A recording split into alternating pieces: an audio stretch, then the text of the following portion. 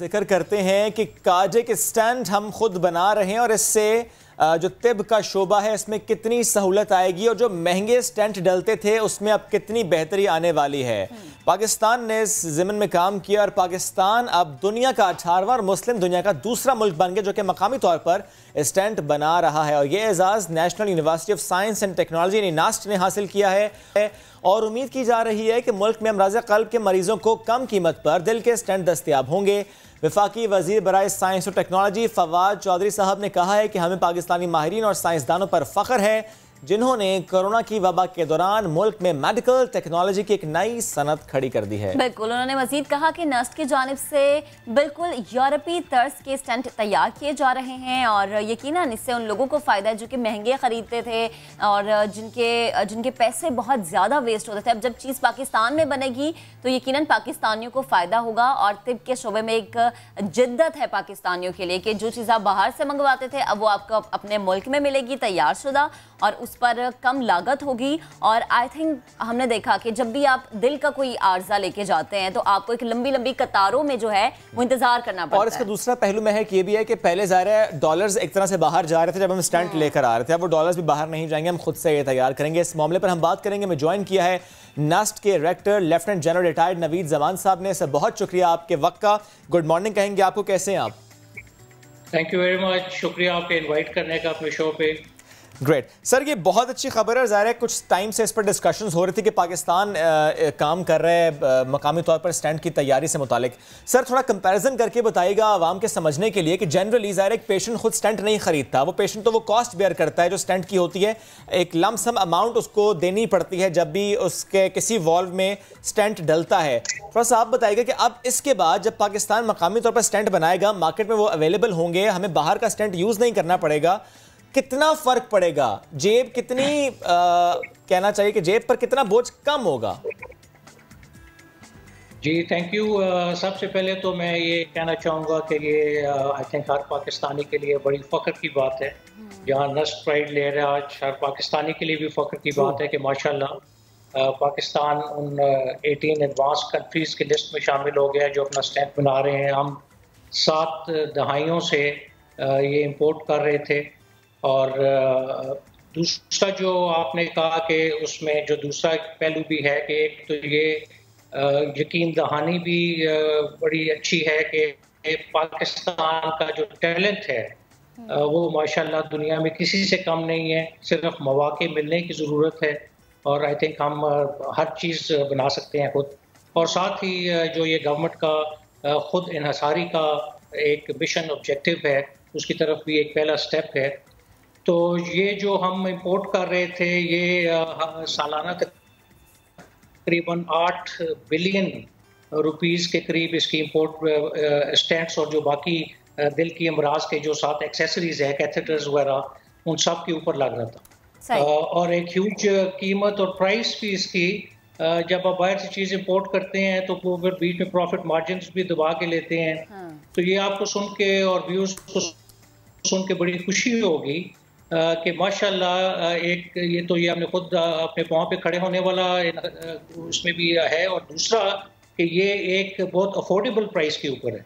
जो हमारे 2 किस्म के स्टेंट होते हैं, एक बेयर मेटल स्टेंट जो थोड़ा सस्ता कैटेगरी का है और एक ड्रग लूटिंग स्टेंट। जो बेयर मेटल स्टेंट है वो मार्केट में 60-70 हज़ार का है, हम उसको सिर्फ 15,000 रुपये में मार्केट में ला रहे हैं। और जो दूसरा स्टेंट है वो लाखों में उसकी प्राइस जाती है, वो इंशाल्लाह वो हमारा 40 to 45,000 रुपीज़ सिर्फ 40 से 45 हज़ार में वो आएगा। तो इससे एटलीस्ट जो गरीब आदमी है, क्योंकि ये एक तहकीक हुई है अभी कुछ अर्सा पहले एक इंटरनेशनल ऑर्गेनाइजेशन ने की थी कि जो इंडिया और पाकिस्तान 2 ममालिक हैं, इनमें तकरीबन 70 से 80% लोग जो दिल की बीमारियों में मुब्तला होते हैं वो बेचारे उनको ट्रीटमेंट मिलती ही नहीं है बिकॉज वो अफोर्ड नहीं कर सकते। सो इस जो हमारी ये इंशाल्लाह सेल्फ इंडिजिनस अपनी प्रोडक्शन के बाद ये आहिस्ता आहिस्ता इतना अफोर्डेबल हो जाएगा। और हमने अभी तक माशाल्लाह कुछ 60 पेशेंट्स के अंदर ये पाकिस्तान में डल चुके हैं। सही। और प्राइम मिनिस्टर साहब उस दिन इफ्तिताह करने आए, उनको 3 पेशेंट्स मुलाकात भी हुई, उनमें 15,000 का स्टेंट डाला हुआ था और माशाल्लाह सेहतमंद पहले से काफी वो खुश थे। ठीक। अच्छा नवीद साहब, एक और चीज़ मैं आपसे जानना चाहूँगी, हम किसी भी कार्डिक हॉस्पिटल की अगर बात करें तो वहाँ पर दिल के मरीजों के लिए तारीखें बड़ी लंबी होती हैं, 4-4 महीने, 6-6 महीने। इस चीज़ में भी कोई फ़र्क आएगा, इलाज जल्दी हो जाएगा क्योंकि अब तो चीज़ मुल्क में बन रही है? जी इंशाल्लाह डेफिनेटली फ़र्क पड़ेगा। अभी हमारा जो मुल्क में तकरीबन हमने अपना जो मार्केट सर्वे किया तो उसमें तकरीबन 40,000 स्टेंट्स तकरीबन सालाना इस्तेमाल होते हैं और उसमें हमने अपनी जो प्रोडक्शन माशाल्लाह हमारी शुरू हो चुकी है और इसमें से हम फिलहाल टू स्टार्ट विद हम 15,000 स्टेंट सालाना बनाएंगे और साथ ही उसमें फिर ये जो हम वी आर होपिंग कि इंशाल्लाह प्राइवेट इंडस्ट्री भी इमीडिएटली इस चीज में पड़ेगी और मुझे कभी उम्मीद है कि इंशाल्लाह हम हमारी पूरी अपनी करीब इंशाल्लाह हम पूरी कर लेंगे। सर ये जो आपने फिगर शेयर किया है कि 40,000 एनुअली स्टेंट डाले जा रहे थे, सर इसको अगर हम इस तरह डिवाइड करें कि कितने % ऐसे थे जो कि गवर्नमेंट फैसिलिटीज में लगाए जा रहे थे, यानी उसकी जो कॉस्ट है वो गवर्नमेंट को बेयर करनी पड़ती थी, और कितने ऐसे जो प्राइवेट सेटअप्स पर हो रहे थे? जी मैं प्रॉब्ली एग्जैक्ट फिगर तो आपको नहीं बता सकूंगा। रफली प्रॉब्ली वन कैन से कि अबाउट 40% तकरीबन जो होंगे वो गवर्नमेंट हॉस्पिटल्स में होंगे, लेकिन इवन गवर्नमेंट हॉस्पिटल्स में भी बाकी ट्रीटमेंट जो है कुछ वो तो फ्री होती है, बट स्टेंट्स के कुछ ना कुछ वो चार्ज जरूर करते हैं। सो देयरफॉर ये अभी हम इंशाल्लाह हम उम्मीद कर रहे हैं कि गवर्नमेंट हॉस्पिटल्स इसको जब करेंगे ये 15,000 वाला गवर्नमेंट के लिए भी बड़ा अफोर्डेबल होगा। मैं यही सवाल करना चाह रहा था सर कि ये जो अगर 40,000 एनुअली स्टेंट डाले जा रहे थे और उसमें तकरीबन आप कहते हैं कि 30-40% जो है वो गवर्नमेंट सेटअप्स पर डाले जा रहे हैं, दैट मीन्स वो गवर्नमेंट कॉस्ट बेयर करती है, दैट मीन्स गवर्नमेंट पर बोझ बहुत कम हो जाएगा, क्योंकि जाहिर है कि गवर्नमेंट बहुत ज़्यादा पैसे दे रही है, बहुत डॉलर बाहर जा रहा है स्टेंट लाने के लिए, तो वो बहुत कम कीमत में पाकिस्तान में ही मिल जाएंगे, बहुत फ़र्क पड़ेगा, गवर्नमेंट का बोझ कम होगा। इंशाल्लाह वो भी होगा और पार्ट 2 में इंशाल्लाह हम इसकी एक्सपोर्ट भी करेंगे। आप ये देखें कि हमने अभी CE सर्टिफिकेशन के लिए अप्लाई कर दिया और ये मैं साथ बताता चलूं कि ये चूंकि वो घर की मुर्गी दाल बराबर वाली बात कि लोग यकीन नहीं करते कि पाकिस्तान में इतनी अच्छी चीज, इसकी जो क्वालिटी है उसकी जो क्वालिटी टेस्ट हमने किए हैं, ये जो हमारे सारे इंपोर्टेड अमेरिकन और यूरोपियन स्टेंट्स है उसके बराबर है। और साथ ही हमने इसके अपनी ड्रैप की अप्रूवल के बाद हमने इसकी यूरोपियन कमीशन सर्टिफिकेशन ली है, ISO सर्टिफिकेशन, और वो जो यूरोपियन यूनियन की टीम आई उन्होंने नेचुरली वो बड़ी टफ एक्सरसाइज से गुजारते हैं, उनके मुताबिक ये माशाल्लाह फैसिलिटी और जो उसकी क्वालिटी है ये इवन यूरोपियन की जो इस तरह की फैसिलिटीज हैं उनसे बेहतर है। तो ये हम इंशाल्लाह जैसे ही पाकिस्तान की ये ज़रूरियात पूरी होने के बाद हमने इसकी CE सर्टिफिकेशन के लिए अप्लाई कर दिया है, जिसके तहत ये जो पूरा आपका सेंट्रल एशिया है, आपका अफ्रीका है, साउथ एशिया है, तो इंशाल्लाह हम इसमें बहुत ज़्यादा एक्सपोर्ट की गुंजाइश भी है, जो डेफिनेटली उस लिहाज से भी गवर्नमेंट को और पाकिस्तान को इंशाल्लाह उसका बहुत फायदा होगा। ठीक। अच्छा नवीद साहब, एक और चीज़, जैसे कि आपने कहा कि जो पाकिस्तान में बन रहे हैं उनकी 15,000 तक कीमत है, अगर बाहर से कोई मंगवाया जाता है तो उसकी कम से कम या ज़्यादा से ज़्यादा कितनी लागत होती है, कितनी कीमत होती है उसकी? जी मैं जरा एक तो ये वो करेक्शन करता चलूं कि ये जो 15,000 ये जो एक लोअर प्राइस वाला स्टैंड है, जो दूसरा ड्रग एलूटिंग स्टैंड है वो हम तकरीबन 45,000 में लाएंगे, जो बाहर लाखों में तकरीबन उसकी पहले तो 2.5 लाख भी थी, अभी कुछ कम हुई, गवर्नमेंट ने अच्छा उसके ऊपर जरा कंट्रोल स्टेप किया, बट स्टिल वो लैक्स में जाती है। चाइनीज कुछ स्टैंड भी मार्केट में है, वो डेफिनेटली सस्ते हैं, बट इंशाल्लाह वी क्लेम के हमारा उससे तो डेफिनेटली बहुत अच्छा है। रफली अगर हम कहें सर कि रफली अगर हम कहें तो 30% तकरीबन 30% कॉस्ट हो जाएगी इंशाल्लाह। ये तकरीबन हमने भी जी 1/4 के करीब कहा था कि 1/4 के ऊपर मिलेंगे, and again top quality stands, it is not that वो कोई उसमें क्वालिटी में फर्क है, इंशाल्लाह ये बेस्ट क्वालिटी के स्टैंड। और जिस तरह आपने कहा कि अभी आप तकरीबन 15,000 बना सकेंगे, अगर रिक्वायरमेंट एनुअली 40,000 की है, कब तक हम अपनी ज़रूरियात पूरी करने के काबिल हो जाएंगे, इसकी प्रोडक्शन हम इतनी बढ़ा लेंगे, कब तक? 1 साल 2 साल, कितना वक्त? जी, जहाँ तक ये 40,000 वाला है वो तो हम 1 साल के अंदर भी कर लेंगे। ग्रेट। लेकिन जिस तरह मैंने पहले कहा कि ये जो 40,000 वाली फिगर है ये बढ़ेगी। ये मुझे उम्मीद है ये 2 से 3 गुना बढ़ेगी, बिकॉज ये 40,000 जिस तरह मैंने बताया ये तकरीबन 30% वो पेशेंट्स इस्तेमाल कर रहे थे जो अफोर्ड कर सकते थे। बिल्कुल ऐसा ही है। तो जो जब ये अफोर्डेबल होगा तो मुझे लगता ये है कि ये तो 1 लाख से ऊपर जाएगी आपकी एनुअल तकरीबन कंजम्पशन। उस वक्त फिर हमें इसको अपनी फैसिलिटी को जैकअप करना पड़ेगा। वो गवर्नमेंट में हम PC1 कर सकते हैं, लेकिन जो ज्यादा हम चाहें कि इसमें प्राइवेट इंडस्ट्री, हम इंडस्ट्री के साथ भी इन टच हैं एंड प्राइवेट इंडस्ट्री आएगी। और जो बेस्ट तरीका है दुनिया में कि जब भी आप कोई इनोवेशन करते हैं, नई इजाद करते हैं, तो उसको एकदम फिर प्राइवेट इंडस्ट्री भी उठाती है। तो इंशाल्लाह वो ठीक। अच्छा नवीद साहब, एक और चीज़, नस्ट मजीद कौन से ऐसे प्रोजेक्ट्स हैं जिन पर काम कर रहा है? आने वाले वक्त में पाकिस्तानियों के लिए क्या और अच्छी खबर होगी? ये भी आपको सुन के माशाल्लाह खुशी होगी कि नस्ट पाकिस्तान का वाहिद इंस्टीट्यूशन या यूनिवर्सिटी या इदारा है कि जिसने कोरोना टेस्टिंग किट तैयार कर ली हुई है। और वो कोरोना टेस्टिंग किट हमारी तैयार तो 5-6 महीने से हुई हुई है, लेकिन मुख्तलिफ किस्म की उसकी टेस्टिंग ट्रायल अल्टीमेटली खैर वो हो चुके हैं अभी। और उसमें तमाम जो इंडस्ट्री भी का टेस्ट हो। तो गालिबन हमने मार्च में ये बना ली थी और 1/4 इसकी कॉस्ट हमने उस वक्त एक्सपेक्ट की थी।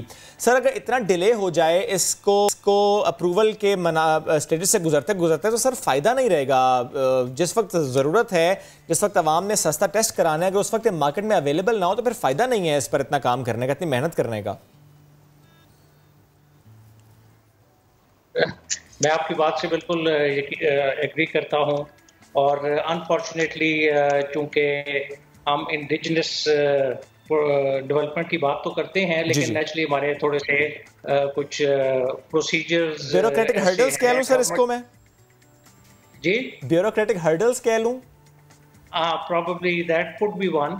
अभी हमने उसके तकरीबन 400 टेस्ट भी कर ली हैं, बट होपफुली इंशाल्लाह वी आर होपफुल के भी आ जाएगा। और कोरोना अगर जिस तरह सुन रहे हैं कि यहाँ पे कुछ अर्सा तो रहेगा, तो आगे भी इंशाल्लाह आगे चल के फिर हम लोकल मैन्युफैक्चर्ड किट्स यानी मेड इन पाकिस्तान किट से फ़ायदा उठा सकेंगे। वो पैसे भी फिर बचेंगे और जिसने टेस्ट कराना होगा उसकी जेब पर ज़ाहिर है बोझ नहीं पड़ेगा। Thank you so much.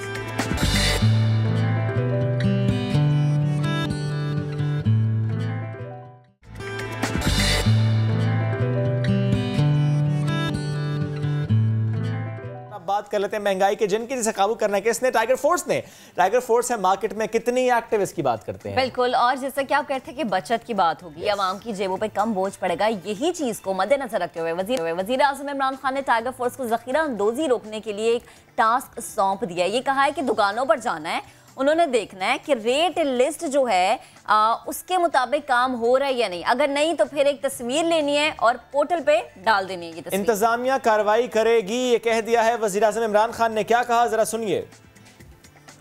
आपने खुद कहीं भी इंटरफेयर नहीं करना। आपके पास मोबाइल फोन है, आपने तस्वीर लेनी है और आपके पास आज जो पोर्टल अनाउंस किया उसके ऊपर आपने तस्वीर डाल देनी है और जगह डाल देनी है। उसके बाद हमारा काम है। तो वज़ीर आज़म ने हिदायत जारी की और इन हिदायत पर अमल हुआ। ये नहीं, फैसलाबाद, सन्नती शहर और मुल्तान का चक्कर लगाते हैं, वहाँ की सूरत हाल जानते हैं। उस्मान सिद्दीक जो हैं हमें फैसलाबाद से ज्वाइन किए हुए हैं। उस्मान, कहिएगा यहाँ पर लोगों का रोना तो कुछ ज़्यादा था क्योंकि सन्नती शहर है और यहाँ पर महंगाई की सूरत हाल बहुत ज़्यादा बुरी थी। तो जो वज़ीर आज़म ने फैसला किया था, जो काम दिया गया टाइगर फोर्स को, वो कोई एक्टिव हमें नजर आई फैसलाबाद में कहीं पर? मुनाफाखोरी होगी, ना ही ज़खीरा अंदोज़ों को कोई राहत मिलेगी। महंगाई के खिलाफ मुहाज पर हुकूमत ने टाइगर फोर्स के जवानों को मैदान में उतार दिया। फैसलाबाद में टाइगर फोर्स कितनी एक्टिव है, आइए आपको दिखाते हैं।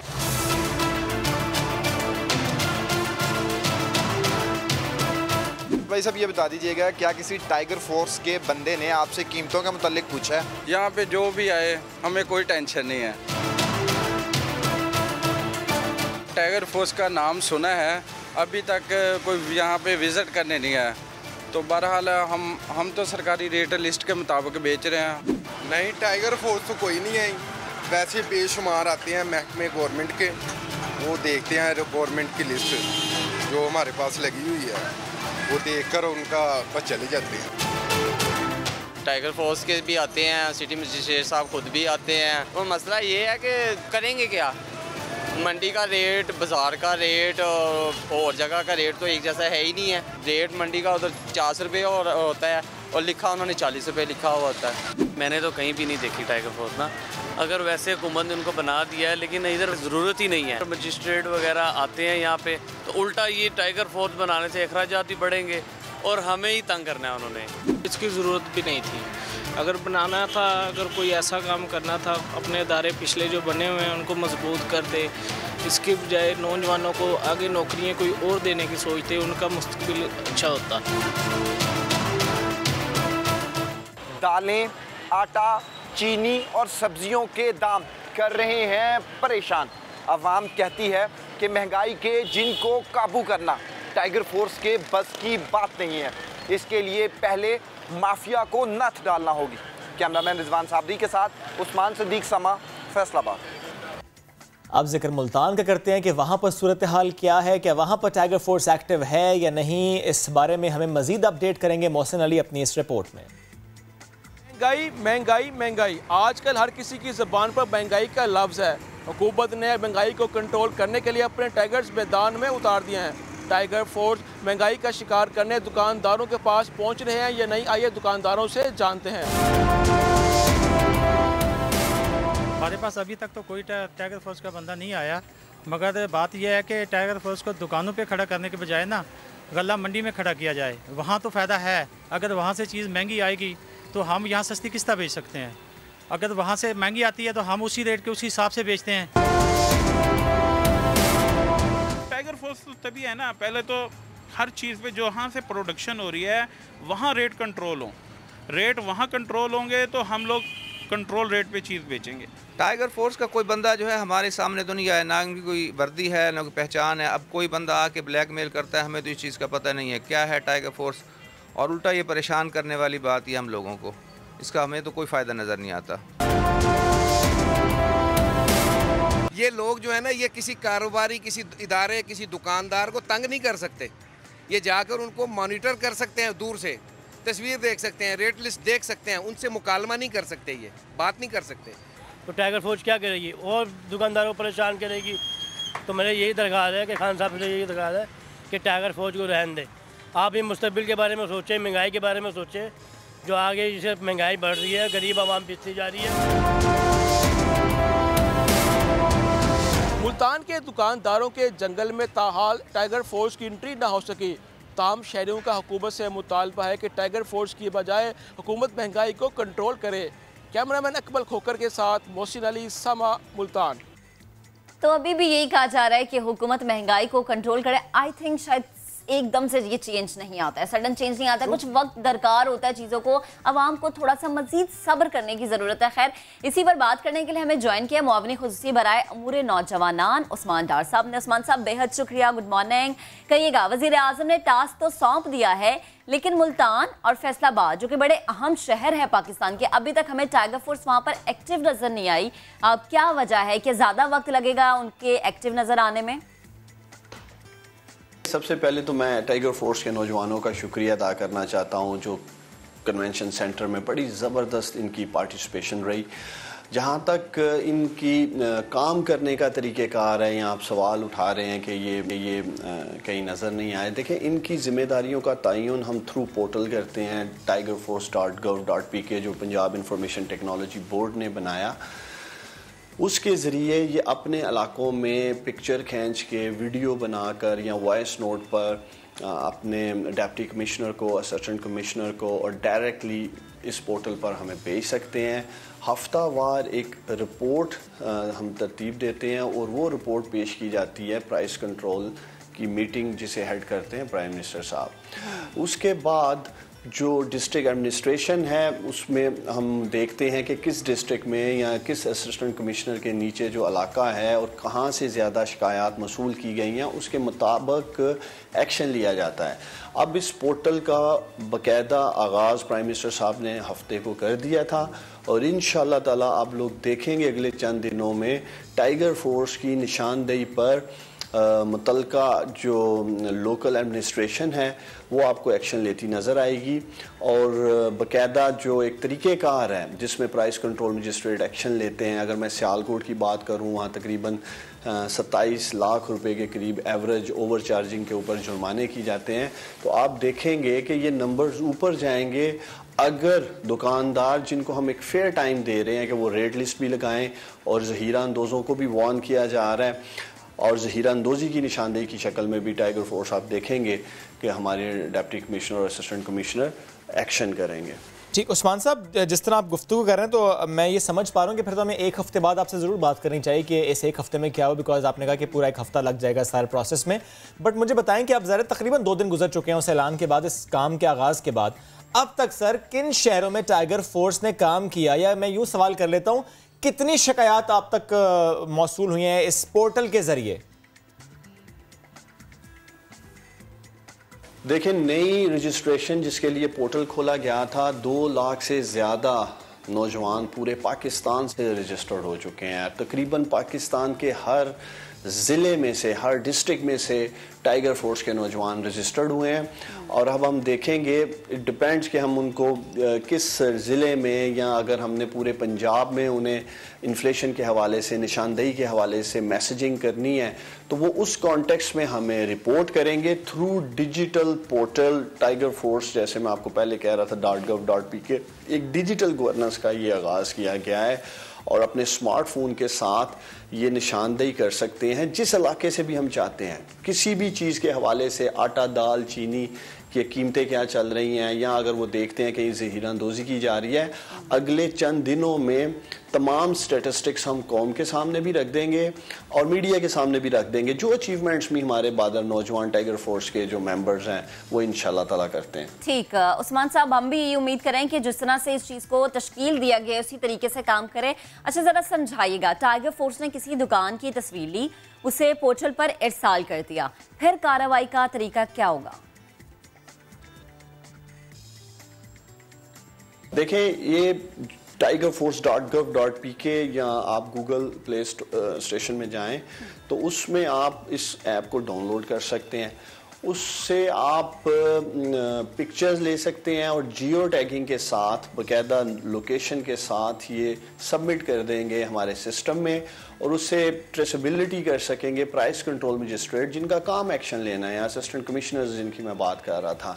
और ये तमाम डाटा हमारे पास सेंट्रल इस्लामाबाद में प्राइम मिनिस्टर ऑफिस में भी होगा और इसकी बुनियाद पर लोकल एडमिनिस्ट्रेशन एक्शन लेगी, जो पहले भी हमारे प्राइस कंट्रोल मजिस्ट्रेट कर रहे हैं। एक चीज़ समझने की ज़रूरत है, हमारी एडमिनिस्ट्रेशन में ह्यूमन रिसोर्स की कमी है, हमारे पास प्राइस कंट्रोल मजिस्ट्रेट की कमी है। उसको पूरा करने के लिए प्राइम मिनिस्टर इमरान खान साहब ने इन वॉलंटियर्स को, टाइगर फोर्स को कॉल किया है और ये निशानदेही करेंगे और हमारे इनकी निशानदेही पे deputy commissioners, price control magistrate, assistant commissioners action लेंगे।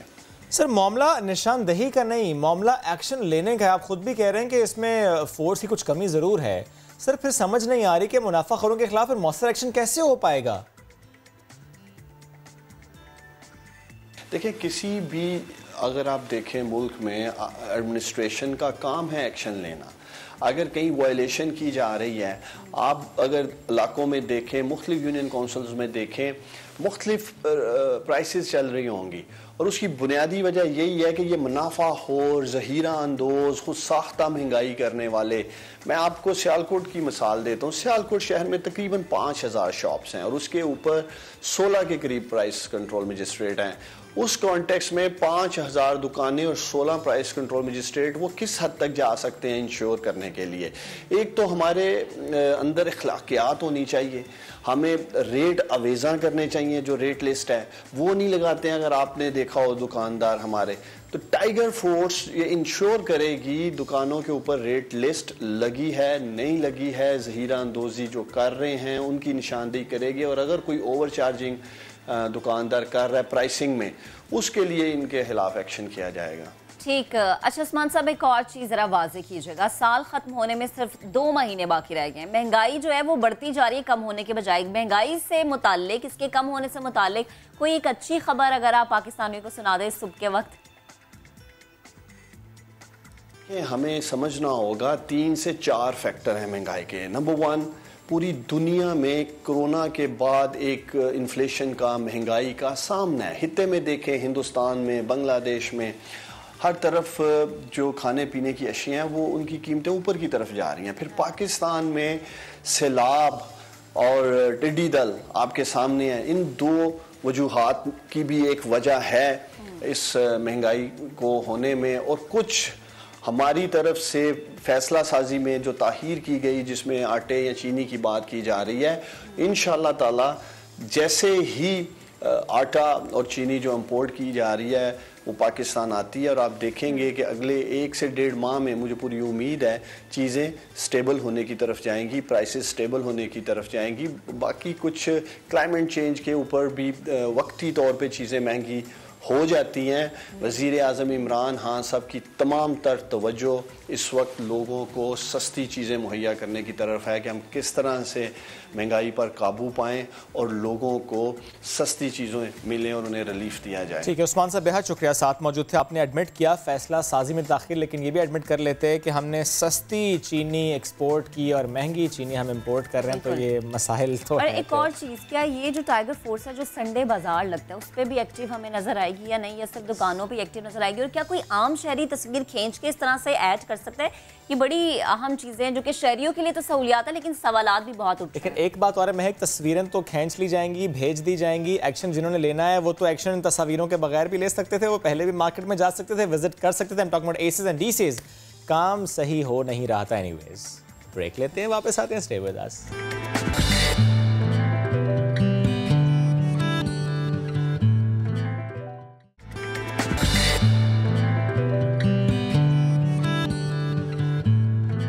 एक पाकिस्तानी की कहानी आपको सुनाते हैं जिसने मुल्क का नाम रोशन किया, ईमानदारी की बड़ी बेहतरीन मिसाल कायम की। Belongs to Dubai. Pakistani bus driver हैं और उन्होंने मुसाफिर का खोया हुआ पैसों से भरा बैग वापस किया, और बैग में थोड़े बड़े पैसे नहीं थे, 1 करोड़ 11 लाख पाकिस्तानी रुपए थे।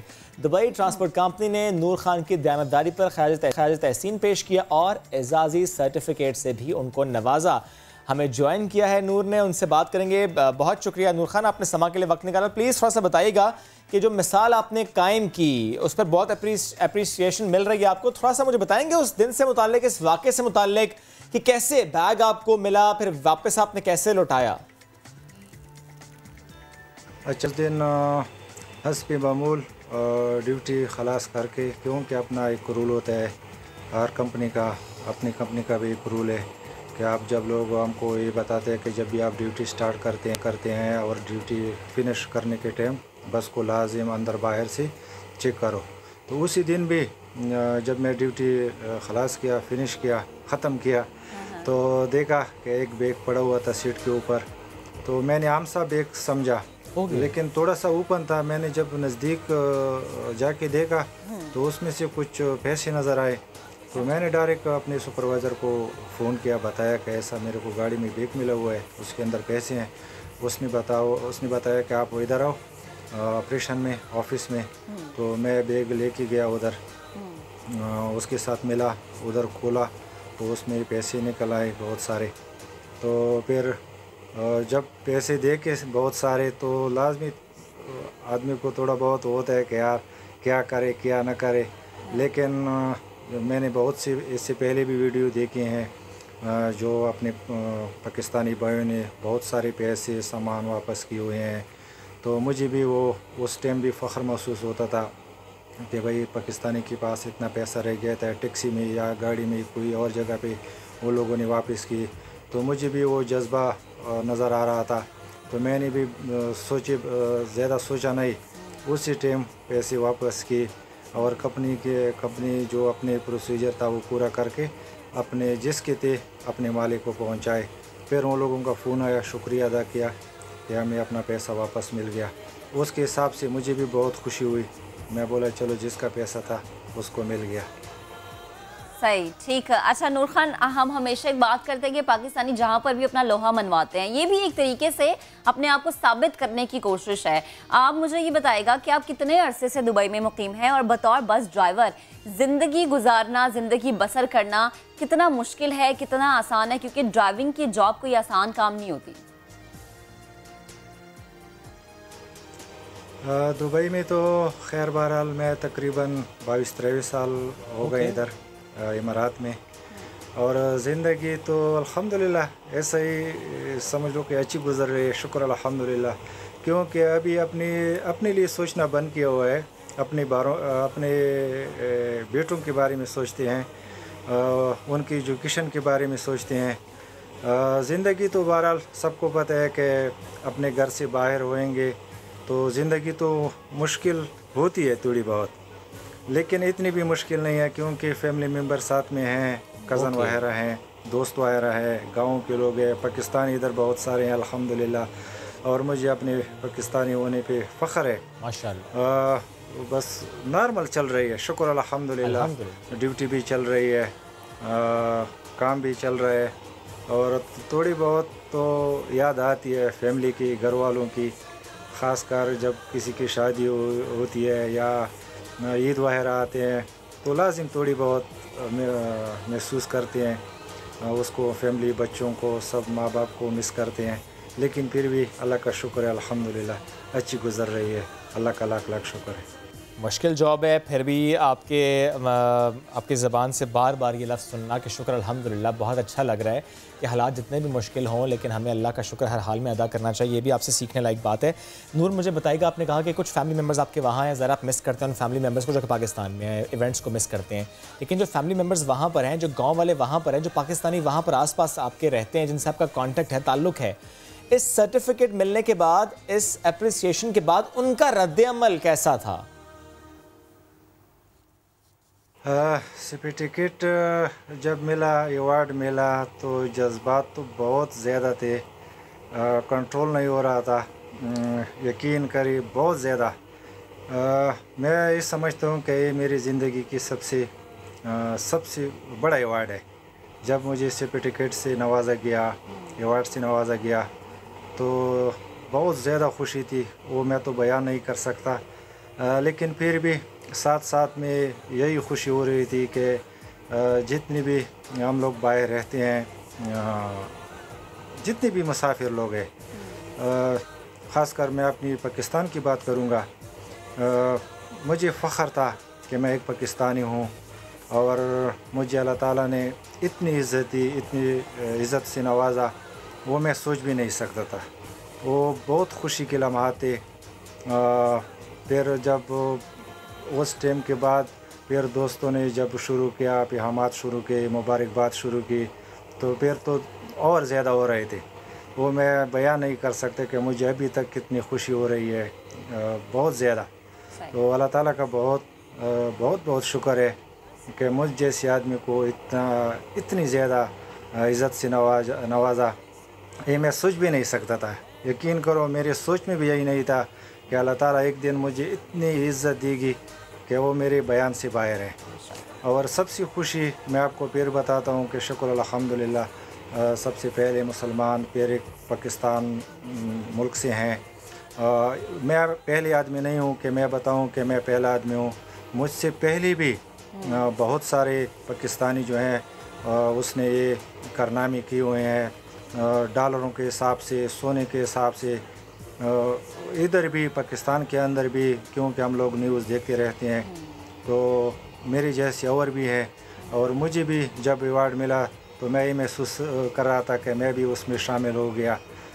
जिस तरह दूसरों को इज़्ज़त मिली थी, अल्लाह ताला ने आज मुझे भी इज़्ज़त से नवाजा।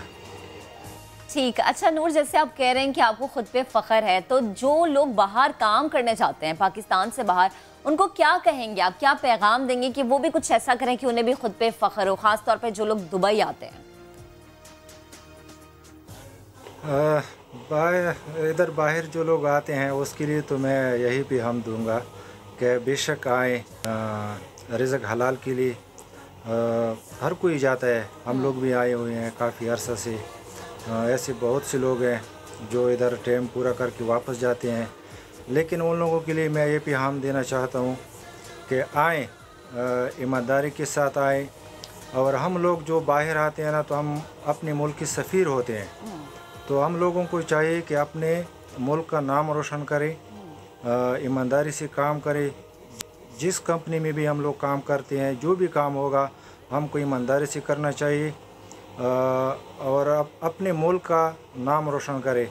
ये नहीं है कि कोई स्पोर्ट्स में होता है या कोई दूसरी काम में होता है वो मुल्क का नाम रोशन करेगा, ये ज़रूरी नहीं है। हर पाकिस्तानी अपना मुल्क का नाम रोशन बिल्कुल रोशन कर सकता है। नूर, बहुत शुक्रिया, साथ मौजूद थे आप और आपके बारे में जानकर बहुत अच्छा लगा। एनीवेज फ़ौरन से बढ़ जाते हैं आगे। आखिरी स्टोरी है हमारे पास और वो स्टोरी ये है कि जनरली जिस तरह नूर से बात करते हैं, हर शख्स जो कि काम कर रहा है, वो चाहे पाकिस्तान में कर रहा हो, किसी और शहर में फैमिली से दूर काम करो या बाहर काम करो, किसके लिए करता है?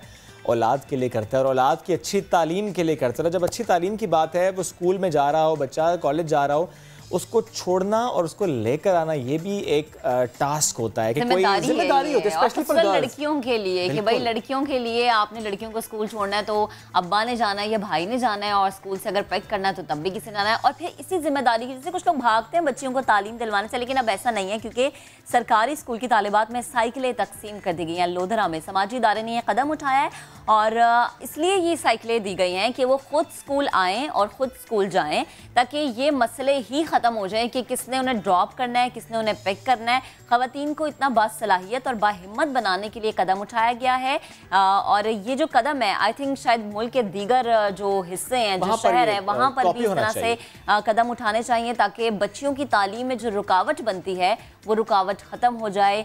ये कह के कि बच्चियाँ हैं, कौन छोड़ने जाएगा, कौन इनकी जिम्मेदारी निभाएगा, तो अब ऐसा कुछ नहीं चलेगा। रिपोर्ट आपको दिखाते हैं राना शाकिर की।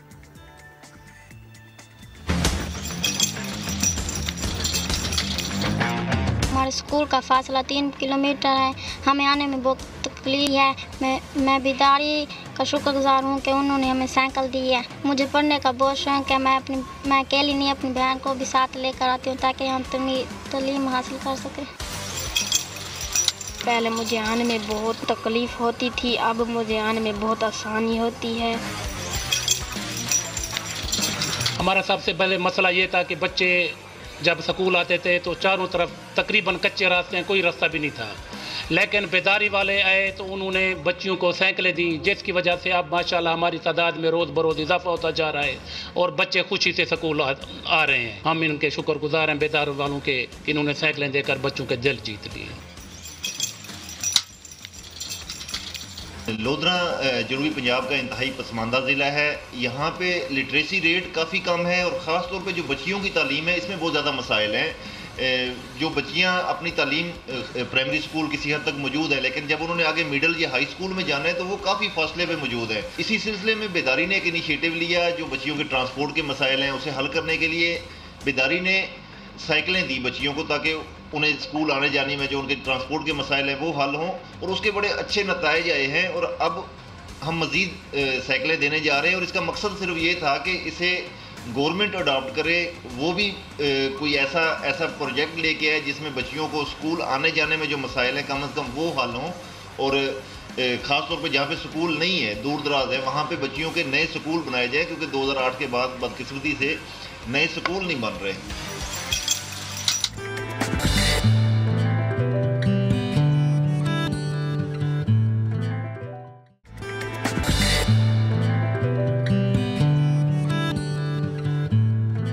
जिसके पास घर नहीं है उसके लिए हुकूमत ने बेहतरीन ऑफर दी है, यानी नया मकान, इसकी तामीर और ख़रीदारी के लिए मार्कअप सब्सिडी की सहूलत फराहम की जाएगी।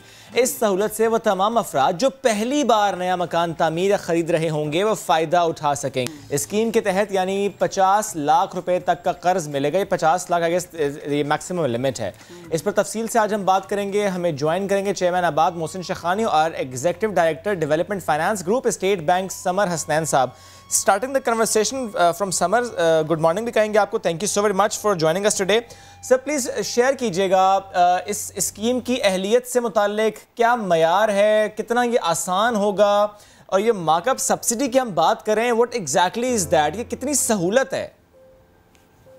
जी शुक्रिया जी, बहुत बहुत। सबसे पहले तो मैं समा के इस प्रोग्राम नया दिन का शुक्रिया अदा करना चाहूँगा कि आपने ये मौका दिया कि मैं स्टेट बैंक का नुक्ता नज़र इस पर वाज़ेह कर सकूँ और इसकी फीचर्स बता सकूँ, क्योंकि ये एक ऐसा सब्जेक्ट है जो कि हमारे दिलों के बहुत नज़दीक है। देखिए, मैं आपके स्पेसिफिक क्वेश्चन के जवाब से पहले सिर्फ एक चीज़ बैकग्राउंड की तरफ बताना चाहता हूँ कि इसकी ज़रूरत क्यों पेश आई। देखिए, पाकिस्तान में एक अंदाजे के मुताबिक इस वक्त 1 करोड़ से ज़्यादा घरों की शॉर्टेज है, जो कि होने चाहिए और नहीं है इसके अंदर। और ये सिर्फ आज नहीं है, ये पिछले 20 साल से अगर देखें तो ये मुस्तकिल शॉर्टेज चली आ रही है और उसमें इजाफा होता चला जा रहा है। पाकिस्तान में घरों को जो फाइनेंसिंग की जा रही है, जिसकी तरफ मैं अभी आऊँगा, और जो कि इस स्कीम का एक बुनियादी मरकज भी है, वो बहुत कम है दुनिया के दूसरे ममालिक के नज़दीक। और उसकी बहुत सी वजूहात थी, जिसकी वजह से फिर ये फैसला किया हुकूमत ने कि ये पाकिस्तान के अंदर हर शख्स को एक छत मिल जाए, और उसके अंदर जहां दूसरे अवामिल अहम किरदार अदा करते, वहां एक बहुत बड़ा अहम फैक्टर फाइनेंसिंग का भी है कि इस घर को खरीदने के लिए पैसा कहां से मिले। तो देखिए, पहले तो एक सिंपल प्रिंसिपल ये याद रखें कि जो आदमी किराए के घर के अंदर रह रहा होता है, जिसका अपना घर नहीं होता, तो जो उसकी एक नॉर्मल डिस्पोजेबल इनकम होती है, वो उसका 1/3 किराए के अंदर दे रहा होता है। बिल्कुल ऐसे है। इस स्कीम को डिवाइस इस तरह किया गया है कि जो पैसा वो किराए के लिए दे रहा है, अगर उतनी ही इंस्टॉलमेंट बन जाए और उसका घर भी उसका अपना हो जाए और उस घर के अंदर रहना शुरू कर दे, तो वो जो किराए की सूरत में दे रहा है वही पैसा इंस्टॉलमेंट की सूरत में देना शुरू कर देगा और घर भी उसका अपना हो जाएगा। तो ये एक इसकी बुनियादी थीम थी। अब इसके तहत हुकूमत पाकिस्तान ने एक बहुत जबरदस्त किस्म की स्कीम अनाउंस की है, फेडरल कैबिनेट ने अप्रूव किया है इसको, जिसके अंदर मार्कअप सब्सिडी दी जाएगी। देखें, बैंक्स फाइनेंसिंग करेंगे घरों को खरीदने के लिए, और बैंकों को अपना रिटर्न जो है, क्योंकि देखिए बैंक प्राइवेट सेक्टर के अंदर है, तो बैंकों को तो अपना रिटर्न चाहिए, बैंकों को अपना रिटर्न मिलेगा, लेकिन जो घर खरीद रहा है यानी एंड यूजर है, कंज्यूमर है, उसके लिए गवर्नमेंट ऑफ पाकिस्तान ने सब्सिडी के जरिए जो एंड यूजर रेट है वो सिर्फ 5% रखा है पहले 5 साल के दौरान। तो यानी अगर आप एक घर खरीदना चाहती हैं या बनाना चाहती हैं, तो आपको 5% पहले 5 साल के लिए फिक्स इंस्टॉलमेंट हो जाएंगी। इसके अंदर एलिजिबिलिटी क्राइटेरिया के हवाले से आपने बात की थी, मेरे ख्याल में ये बहुत ही अहम बात है ताकि तमाम नाज़रीन इस बात को समझ लें। हर वो आदमी जिसका अभी घर मौजूद नहीं है, वही सिर्फ स्कीम के लिए एलिजिबल होगा। यानी अगर आपका पहले से घर मौजूद है तो आप नहीं ले सकते। हर वो मर्द या औरत जिसके पास CNIC पाकिस्तान का मौजूद है, वो इसके लिए अप्लाई कर सकता है इस लोन के लिए। अच्छा, जिसने एक दफा ये लोन ले लिया, इसके जरिए घर ले लिया, वो मजीद घर नहीं ले सकता। एक कंडीशन और भी बड़ी अहम है कि ऐसा ना हो कि आप ये घर लेकर और बेच दें, तो वो रिक्वायरमेंट भी है कि एक पीरियड के अंदर अंदर आपने, अगर ये चूंकि सस्ते दामों पे ये लिया है, आपका मार्कअप रेट बहुत कम है, तो आप ये घर अगर लेते हैं तो फिर आपने इसके अंदर रहना है, फिर ये नहीं है कि इसको बेच दें। अच्छा, इसके अंदर मैं आपको एक अच्छी चीज बताऊं कि गवर्नमेंट ऑफ पाकिस्तान ने इस स्कीम के लिए, चूंकि जिस तरह मैंने कहा कि पहले 5 साल जो छोटे घर हैं, छोटे घर की हम जब बात करते हैं तो मैं बात कर रहा हूँ 125 गज के घर की बात करता हूँ, जो कि अगर आप कन्वर्ट करें तो 5 मरला, या अगर अपार्टमेंट की बात करें तो 850 स्क्वायर फीट कवर्ड एरिया है। उसके ऊपर जी 5 साल, और अगले 5 साल के लिए 7%। तो इसके ऊपर, पूरी स्कीम के ऊपर अभी फिलहाल हुकूमत पाकिस्तान ने 33 अरब रुपए की सिर्फ सब्सिडी रखी है ये मार्कअप को पे करने के लिए। जो मैं आखिरी बात यहाँ आपसे कहना चाहूंगा कि पाकिस्तान में चूंकि बहुत से लोग ऐसे हैं जो कहते हैं कि वो अपना घर शरीयत के उसूलों के मुताबिक बनाएं, यानी इस्लामिक बैंकिंग के जरिए बनाना चाहें, तो मैं आपको बताते हुए बड़ी खुशी महसूस कर रहा हूँ कि ये पूरी की पूरी स्कीम का शरिया कंप्लाइंट वर्जन भी मौजूद है, और एक्चुअली मीज़ान बैंक ने तो इसके तहत लोन देना शुरू भी कर दिया। जबरदस्त। और ये देखे ना श्रेय, मुझे लगता है कि वो लोग जो कि बेचारे सारी जिंदगी मेहनत करते हैं, हुकूमत पाकिस्तान ने उनके लिए जो बड़ा ज़बरदस्त कदम उठाया, ये बेहतरीन है। अच्छा समर साहब, जैसे मैं लोन लेना चाहती हूँ 50 लाख तक का, ठीक है, तो मुझे बताएं कि मेरी सैलरी कितनी होनी चाहिए और मैं कितनी आमदन पे मैं ये चीज़ हासिल कर सकती हूँ, मैं किस तरह से, क्राइटेरिया क्या है? देखें, ऐसा है कि 2 सूरतें हो सकती हैं कि या तो आपके अपने पास ज़मीन हो सकती है, तो आप सीधा सीधा किसी भी बैंक के पास चले जाएं और बताएं कि मेरे पास ये ज़मीन मौजूद है और मैं इसके ऊपर कंस्ट्रक्शन करना चाहता हूं। अगर ज़मीन, और वो आपको फिर ज़मीन के डॉक्यूमेंट्स वगैरह चेक करेंगे कि वो सब चीज़ें वगैरह ठीक हैं, टाइटल वगैरह ठीक है, अब आपकी इनकम एसेस करने का एक तरीका आता है, एक स्टेप आता है। अच्छा, मैं उसका ही बता दूं कि अगर आपके पास जमीन नहीं भी है तब भी इससे कोई फर्क नहीं पड़ता। अगर जमीन नहीं है तो जाहिर है आप कर्जा जो लेंगी वो ज्यादा लेंगी उसके मुकाबले में जो कि जमीन अगर आपके पास अपनी है। क्योंकि देखिए, मैं एक चीज वाजे कर दूं कि जो ये आप 50 लाख रुपए की लोन की बात करें, ये उस सूरत में है कि जबकि पूरे का पूरा घर की कीमत 60 लाख से ज्यादा नहीं होनी चाहिए। ये जरा बड़ी अहम बात है जो नोट करने की है। यानी हमारा इस स्कीम का और गवर्नमेंट ऑफ पाकिस्तान का मकसद ये नहीं है कि जो बड़े बड़े घर हैं या महंगे घर हैं उनको सब्सिडाइज किया जाए। इसका बुनियादी मकसद ये है कि एक आम आदमी जिसकी इनकम बहुत ज्यादा नहीं है, अभी मैं उसकी तरफ भी आ रहा हूँ कि ये कितना बनेगा, आपकी अगर इंस्टॉलमेंट की मैं बात करूंगा तो कितना बनेगा, तो उसको ये फैसिलिटेट करने के लिए किया गया है। यानी अगर हम 50 लाख के बाद अगर छोटा टियर इससे देखें तो उसके अंदर मैक्सिमम घर की कीमत 35 लाख और लोन जो है आपको 30 लाख मिल सकता है। इसके अंदर जमीन आपकी अपनी भी हो सकती है, जमीन आप उससे खरीद भी सकते हैं। अब देखिए, मैं इंस्टॉलमेंट की बात करता हूँ कि आपको अगर हम ये 5% के ऊपर कैलकुलेट करें तो कितना बनता है। मसलन मैं आपको रफली बताऊं कि अगर आप लोन ले रहे हैं 15 लाख से 20 लाख रुपए तक का लोन ले रहे हैं तो आपकी इंस्टॉलमेंट तकरीबन 15,000 से 16,000 रुपए के दरमियान बनेगी, बल्कि शायद इससे भी कम बन सकती है। वो डिपेंड करता है कि आप कितने टेनर के लिए ले रहे हैं, क्योंकि इसका अंदर टेनर जो है मैक्सिमम टेनर 20 साल तक के लिए अलाउ है।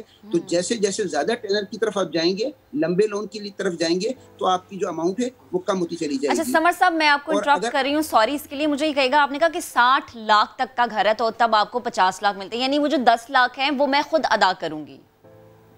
जी, वो 10 लाख जो है वो आपको इक्विटी की सूरत के अंदर डालना पड़ेगा। तो वो इक्विटी की सूरत में हो सकती है कि आप वो फंड्स या तो उसकी कंस्ट्रक्शन के लिए इस्तेमाल कर लें या जमीन की परचेज के लिए कर लें, या दूसरा ऑप्शन ये हो सकता है कि अगर जमीन आपकी है तो वो भी इक्विटी के तौर पे ट्रीट हो जाएगी। अच्छा समझ साहब, मैं 50 लाख अगर ले रही हूँ तो उसके लिए मुझे कुछ इनिशियली पेमेंट भी करनी पड़ेगी कि मैं पहले भी कुछ दे रही हूँ? जैसे हम गाड़ियों का अगर प्रोसेस देख लें तो ऐसा ही होता है कि आपको स्टार्ट में कुछ पेमेंट, डाउन पेमेंट करनी पड़ती है, यहाँ पे भी ऐसा ही है? जैसे मैंने कहा, नहीं देखिए, जैसे मैंने कहा कि 50 लाख अगर घर की कीमत 60 लाख है, 50 लाख लोन ले रहे हैं, तो आपको अगर जमीन मौजूद है और जमीन की कीमत 10 लाख से ज्यादा है, आपको कुछ नहीं देना पड़ेगा, एक पैसा भी नहीं देना पड़ेगा, आपको पूरा का पूरा लोन मिल जाएगा। सर अभी आपने कहा कि अगर टेन्योर ज्यादा होगा तो पैसे कम देने पड़ेंगे।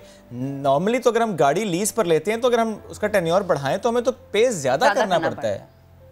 नहीं, मैं बताता हूँ आपको, जो उसकी जो मंथली इंस्टॉलमेंट है, मैं जो कहना चाह रहा हूँ, आप इंस्टॉलमेंट की बात कर रहे थे। ओके जी, टोटल अमाउंट तो ज्यादा हो सकती है। ठीक है सर, मुझे ये बता दें और समझने के लिए, फॉर इंस्टेंस आपने 15-20 लाख वाली बात की, जाहिर है अब घर बहुत महंगे हो गए हैं, इतने में छोटा घर भी नहीं मिलता। फॉर इंस्टेंस 50 लाख का लोन कोई लेना चाहता है, 50 लाख का लोन उसने लेना है, उसकी एग्जैक्ट सैलरी या मिनिमम सैलरी कितनी होनी चाहिए? दूसरा मुझे ये बताएं कि वो जो 50 लाख लोन लेगा और वो 20 साल में पे करता है तो उसे इन एक्चुअल कितना पे करना पड़ेगा इन 20 सालों में? 50 लाख लेकर देना कितना पड़ेगा इन 20 सालों में? देखें, जो पहली बात तो मैं आपको बता दूं कि जो इनकम वाली चीज थी, जब ये स्कीम डिवाइस की जा रही थी तो ये बड़ी बात सोची गई थी कि ऐसा किया जाए कि इनकम के ऊपर कोई कैप कर दिया जाए कि उतनी इनकम से ज्यादा के लोग नहीं ले सकते। लेकिन फिर उसके बाद ये कॉशियस फैसला किया गया कि नहीं, हम इनकम के ऊपर कोई कैप नहीं करेंगे। अगर किसी की इनकम, हाँ जी, किसी की इनकम अगर से फॉर एग्जाम्पल लाख रुपए भी है, उसकी मंथली इनकम 1 लाख रुपए भी है तो वो भी ले सकता है, उससे कम की इनकम भी ले सकता है। लेकिन अगर कम की इनकम पे लेगा तो फिर उसको जाहिर है, चूंकि अगर बड़ी अमाउंट की तरफ जाएंगे तो उसकी इंस्टॉलमेंट बढ़ जाती है। जैसे अगर आप 40 या 50 लाख की लोन की तरफ जाएंगे तो उसकी इंस्टॉलमेंट भी बढ़ जाएगी। इंस्टॉलमेंट तो बढ़ेगी सर, लेकिन coming back to the question, अगर 50 लाख का लोन लिया है और 20 साल के लिए लिया है तो 20 साल में कितना पे करना पड़ेगा? 50 से ऊपर कितना देना पड़ेगा? देखें, अगर आप इंस्टॉलमेंट इस अंदाज से लगा लें कि 50 लाख के ऊपर इंस्टॉलमेंट अगर बनती है, 35,000 रुपए की इंस्टॉलमेंट बनती है, तो उसको 35,000 को अगर हम 240 से मल्टीप्लाई कर दें तो उसका अमाउंट निकल आएगा। देखिए, ये चीज ज्यादा अहम नहीं होती है, मैं आपको उसकी रीजन फिर बताता हूँ ना। आहिस्ता वैल्यू बढ़ती है, अहम नहीं है कि दो बातें, एक तो उसकी वैल्यू बढ़ी होती है, दूसरी बात ये बताएं कि जब आप किराए के घर में रह रहे होते हैं तो आप किराया ऑलरेडी दे रहे होते हैं कि आपने आज तक कितना किराया दिया है, वो आप नहीं कर रहे होते कैलकुलेट। तो इस अंदाज से देखें कि आप किराया देते जा रहे हैं और जाहिर है इंस्टॉलमेंट देते जा रहे हैं, इंस्टॉलमेंट देंगे एट द एंड वो आपका अपना हो जाएगा। ठीक है सर, साथ रहिएगा मोहसिन शेखानी साहब भी क्योंकि साथ मौजूद हैं, उनसे बात करते हैं। मोहसिन साहब, जाहिर है आप वाबस्ता हैं इस काम से, आपके लिए खबर कितनी अच्छी है, ये कहना चाहिए इस सेक्टर के लिए खबर कितनी अच्छी है कि जब 33 अरब की सब्सिडी हुकूमत ने दी है इस प्रोजेक्ट के लिए? Thank you very much. ये मैं समझता हूँ कि बहुत इम्पोर्टेंट था प्राइम मिनिस्टर की तरफ से जब इन्होंने पैकेज अनाउंस किया, और ये पाकिस्तान की तारीख में कभी भी ऐसा नहीं हुआ कि एक आम आदमी के लिए घर के लिए इतनी आसानी से मॉर्गेज होती है, मतलब मॉर्गेज आसान होना और इस प्राइस में होना। इससे पहले कभी भी पाकिस्तान में 5% में किसी को 7% में लोन मिला ही नहीं है। ठीक। तो ये बहुत इंपॉर्टेंट है। लास्ट हम मेरे ख्याल से कोई समर के साथ हम लोग काम कर रहे हैं, कोई 5 साल हो गए इसी टॉपिक पे काम हो रहा है और इम्प्लीमेंट नहीं हुआ। पहली दफा ये प्राइम मिनिस्टर ने लास्ट 2 साल से कोशिश कर रहे थे, लेकिन ये कोविड की वजह से काफी उनको इस पैकेज में उनको वो गवर्नमेंट की तरफ से या IMF की तरफ से और FATF की तरफ से ये अप्रूवल मिला कि हाँ आप ये काम कर सकते हैं। इसलिए कि कंस्ट्रक्शन एक्टिविटीज होनी या पैकेज करना या FBR के, ये सारी चीजें मैं समझता हूँ कि बहुत इंपॉर्टेंट थी इस मुल्क में उन लोगों के लिए जिन्होंने कभी घर ही नहीं लिया। समर अभी कह रहे थे 50 लाख के हवाले से, मैं इसमें थोड़ा सा ये कर दूं कि हम कुछ लो कास्ट हाउसिंग बना रहे हैं, उसकी प्राइस 24 लाख रुपए भी है। सर ये जो लो कॉस्ट हाउसिंग स्कीम्स हैं ये एग्जैक्टली कहां पर हैं? ये कराची से बाहर हैं, ये शहर से दूर हैं? ये शहर से इतनी दूर नहीं, अभी तो आप समझे कि शहर से दूर तो सुपर हाईवे से आगे 24 किलोमीटर पे स्कीम से डिफेंस वगैरह। ये नॉर्दर्न बाईपास पे हमने अभी डिजाइन किया हुआ है।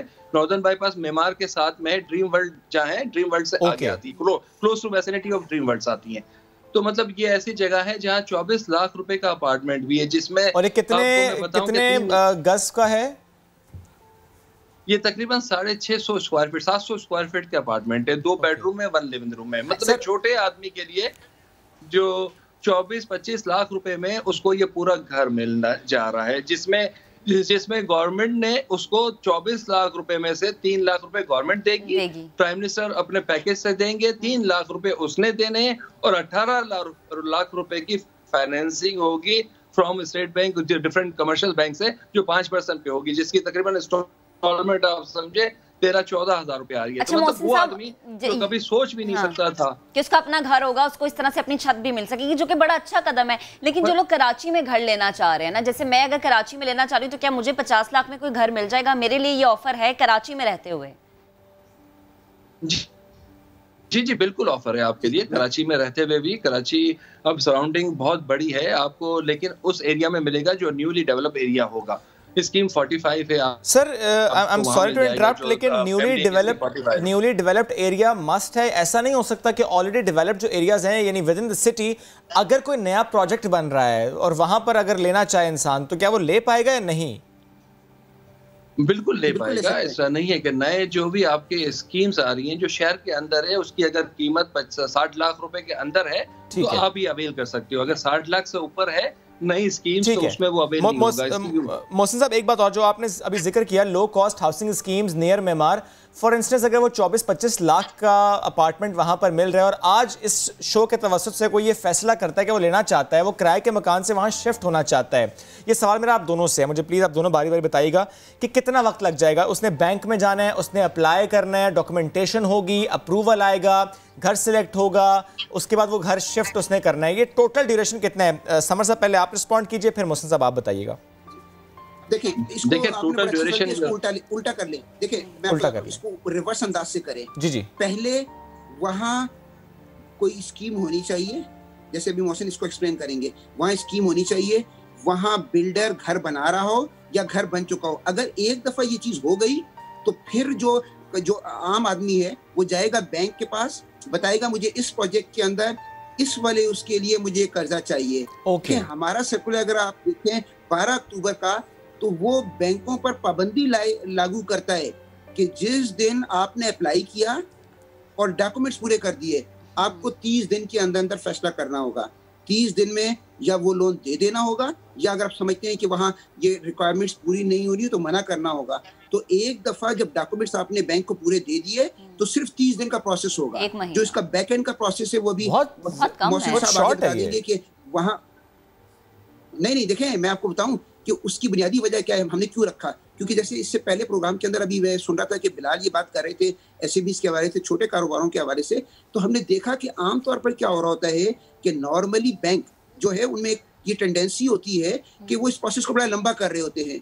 तो एक आम आदमी के लिए, एक बड़े कारोबार करने वाले की तो बड़ा आसान होता है, लेकिन छोटे ताजिर के लिए आसान नहीं है। छोटे आदमी के लिए बहुत मुमकिन मुश्किल है कि वो बार बार चक्कर लगाए, महीनों जाता रहे और कभी एक डॉक्यूमेंट दे, कभी 2 डॉक्यूमेंट दे। तो ना सिर्फ हमने इस बैंक के लोन के प्रोसेस को, मैं लोन का प्रोसेस कह रहा हूँ आपको, उसको हमने 30 दिन का कर दिया है, बल्कि हमने इसका जो लोन एप्लीकेशन फॉर्म है वो बहुत सिंपल और स्टैंडर्ड है। अब ऐसा नहीं हो सकता कि आप जाएं बैंक अल हबीब के पास तो वो कोई और फॉर्म दे दे, कोई और डॉक्यूमेंट एक ही फॉर्म है, सेंट्रलाइज सिस्टम है। ठीक है समर साहब, वक्त बड़ा कम है, बस एक जुमले में मोहसिन साहब से मैं बात कर लूं। मोहसिन साहब, आज कोई शख्स ये सिलेक्ट कर ले कि मुझे मेमार के पास या किसी और सोसाइटी में, लो कॉस्ट हाउसिंग सोसाइटी में ये अपार्टमेंट लेना है, वो डील करे या फिर बैंक जाए, 1 महीने में काम सारा हो जाएगा? बिल्कुल हो जाएगा, बल्कि जब बिल्डर के अपने प्रोजेक्ट्स होंगे हमारे, तो उसको बैंक भी नहीं जाना, उसके डॉक्यूमेंट हम लेके बैंक जाएंगे और बैंक से ये तो और सहूलत है, प्री अप्रूव करवाएंगे। ठीक है, बहुत शुक्रिया। मोहसिन शेखानी साहब, समर हसनैन साहब मौजूद थे आप, और इस स्कीम से मुताल्लिक हम गुफ्तगू कर रहे थे। ब्रेक का वक्त हुआ, वापस आते हैं, stay with us.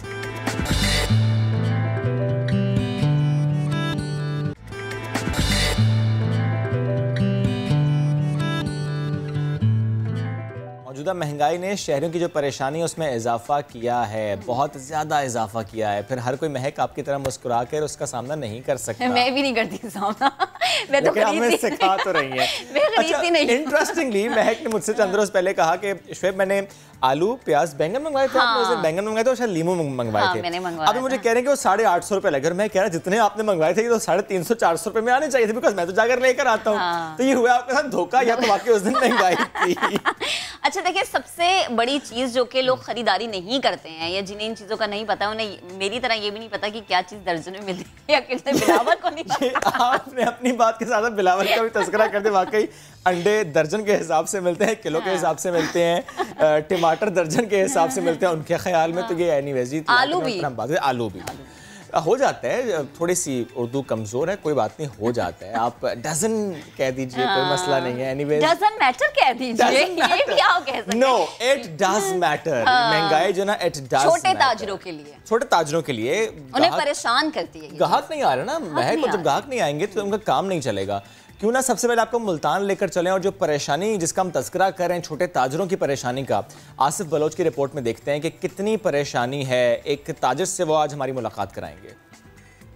Corona virus, lockdown और महंगाई ने गरीब की कुव्वत खरीद को काफ़ी हद तक मुतासिर किया है, जिससे छोटा ताजिर भी काफ़ी ज़्यादा परेशान है। ताजिरों को इन दिनों किन परेशानियों का सामना है, आइए उन्हीं की ज़बानी जानते हैं।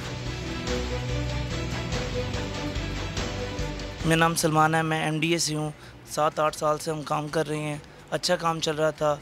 ये लॉकडाउन की कोरोना की वजह से लॉकडाउन बहुत कम हो गया है, जिस वजह से अब काम बिल्कुल नहीं है।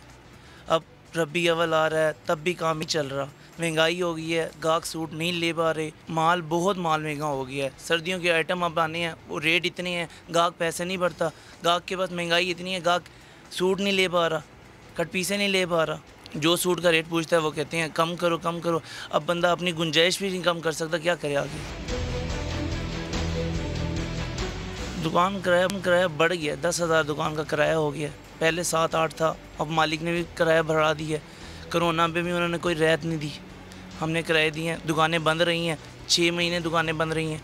6 महीने हमने पता नहीं किस मुश्किलात से हमने सामना किया है। इसका 80% सेल कम हो गई है। पहले 15-20 हज़ार सेल हो जाती थी, अब 2-3 हज़ार पे सेल आ गई है। 2-3 हज़ार आम घर का खर्चा है, बंदा कैसे चलाए।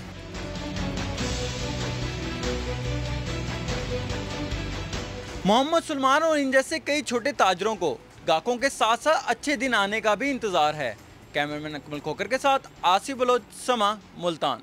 मुल्तान की बात थी, जिस तरह ताजिर भी कहता है कि 20,000 या 15,000 रुपये पहले सेल थी, वो 2,000 पे आ गए। तो ये बहुत बड़ा डिक्लाइन है और ऐसे में सब मुतासर होते हैं।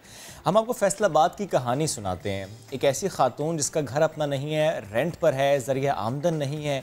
फ़िक्र क्या है उसकी कि घर का चूल्हा जलाना है, जो घर के अफराद हैं उनका पेट पालना है। 50 साल खातून 20 साल से मेहनत मजदूरी कर रही हैं, बच्चों का पेट पाल रही हैं। और जिस तरह हम यार महक आज जिक्र कर रहे हैं, बार बार आगाज़ से हमने जिक्र किया बढ़ती महंगाई का, क्योंकि ज़ाहिर है इससे सब मुतासर, सब परेशान हैं। ऐसे में वो खातून 50 साल जो कि 20 साल से मजदूरी कर रही हैं, बच्चों का पेट पालने की कोशिश कर रही हैं, हालात बेहतर करने के जतन कर रही हैं, कितनी मुश्किल है उनकी ज़िंदगी। फैसलाबाद से अब्दुल अहद की रिपोर्ट में जानिए। रोटी नहीं पूरी होती, महंगाई इतनी है, परेशानी भी बहुत होती है। जब एक टाइम रोटी ना मिले बच्चों को, माँ का हाल तो फिर माँ ही जानती है ना।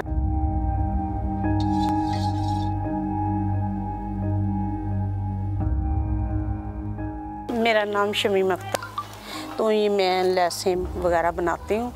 ये 8 गज की लैस होती है, इसमें मोती लगाए, ये सितारे लगाए जाते हैं। लैस के हमें 15 रुपए देते हैं। 4 दिन में एक लैस तैयार होती है।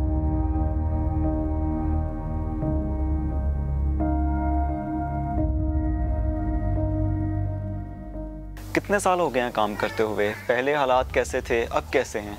मुझे 20 साल हो गए काम करती। 20 साल में गरीब आदमी तो ना नीचे नीचे गया है, ऊपर तो नहीं आया। पहले मैं बारदाने का काम करती थी 80 रुपये दिहाड़ी पे, तो फिर भी बेहतर था क्योंकि महंगाई इतनी नहीं थी। जैसे जैसे अब महंगाई होती चली गई है और इस हुकूमत ने तो आके ना गरीब को ज़्यादा ही मार दिया, क्योंकि आटा भी नहीं मिलता, चीनी इतनी महंगी, घी इतना महंगा।